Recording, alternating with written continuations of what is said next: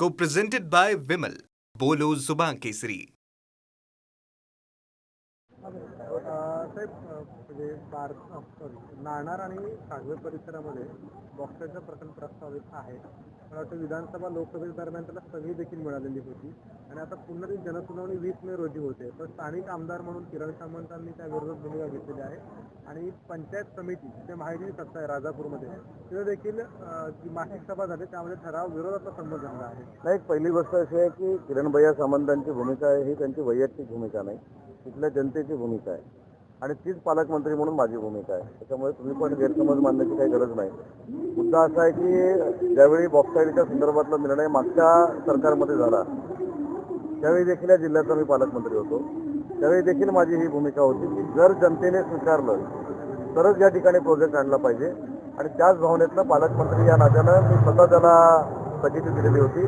माझा आणि आमदार किरणभैया सामंतांचं देखील आज खूप बोलणं झालेलं आहे. त्यांची भूमिका ही जनतेची भूमिका आहे. जनतेनं त्याला विरोध केलेला आहे म्हणून मासिक सभेने देखील एकमतानं त्याला विरोध केलेला आहे. त्याचा विचार सरकारला करावाच लागणार आहे. त्याच्यामुळे जनसुनावणी करत असताना सरकारची भूमिका ही जनतेच्या बाजूचीच आहे. जनतेच्या विरोधात जाऊन कुठल्याही सरकारला काही करता येत नाही. हीच भूमिका सरकारची आहे आणि ज्या पद्धतीनं बॉक्साईडच्या विरोधामध्ये विरोध हा मागचे 2-2.5 वर्ष होतोय त्याच्यामध्ये पाऊल टाकत असताना पूर्ण विचारांती टाकू. तिथल्या लोकांना जे अपेक्षित आहे तीच भूमिका किरण सामंतांची आणि तीच भूमिका पालकमंत्री म्हणून उदय सामंतांची.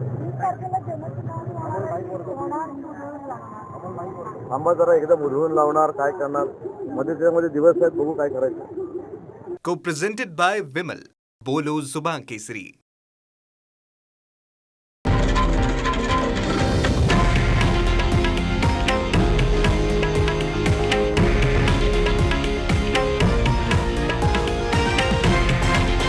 हे आहे देशातील नंबर 1 न्यूज नेटवर्क आणि आपण पाहत आहात TV9 मराठी, एकमेव.